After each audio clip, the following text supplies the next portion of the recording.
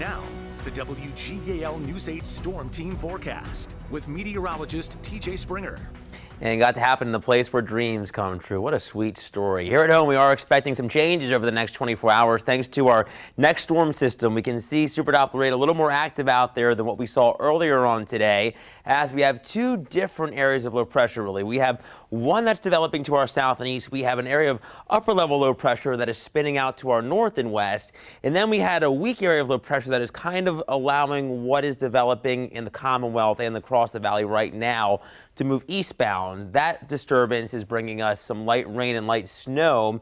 As we zoom in closer to home, we can see some of that out to our north and west, closer to the I-99 corridor, just northwest of I-81, with more now getting into some of Franklin and Adams counties. That's where we have seen some snow showers. Closing in on Gettysburg, another little band with some more just to the north of Chambersburg, and we can see some across Perry and Cumberland counties, close to Carlisle, with some more just northwest of the capital city. It's all fairly light, little moderate bursts in there at times.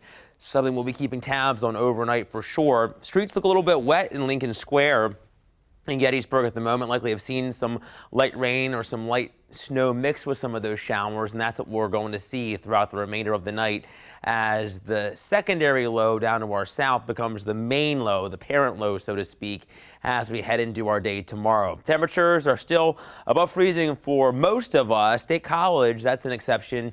32 degrees there for those of you. It's 35 in New Freedom. We have 37 in E-Town. Where it's precipitating out to the west, temps are a little bit cooler, and I think that's going to be the case once it starts to move eastbound. Temperatures will drop just a bit more. I'm thinking still low to mid 30s, so marginal temps. Maybe some of the higher ridge tops could get a little slushy if the snow comes down hard enough, but I think most of our roads stay wet. Little to no accumulation, not much at all. I think we'll have some rain and snow showers for the morning tomorrow, a raw start, but again, no issues for the morning drive or that drive into school. And then for the evening, just some rain showers as warm air takes over with highs back in the low to mid 40s. Here's predictor.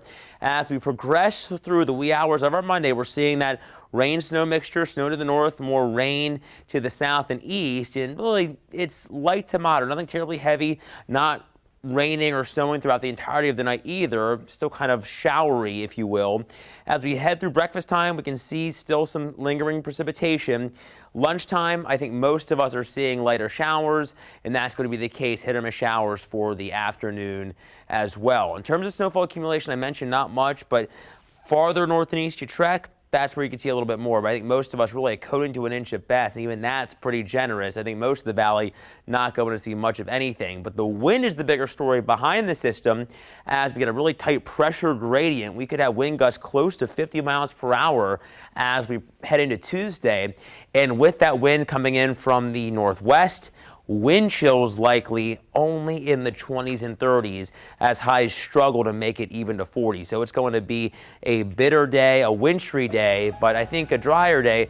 Still going to have some snow showers, I'm thinking, though. We made it an impact day for the wind. Could have some reduced visibility if we have some of those more moderate snow showers. And then we'll have to watch some wraparound behind that low. We start to moderate with our temps, though, as we head through Thursday into St. Patrick's Day. Back into the 60s with the system bringing some rain. That lingers into Saturday, and then it looks like we become a little chillier and not terribly appropriate to kick off spring there, Jer, officially on Monday. All right, thank you, TJ. More news. The federal government won't bail out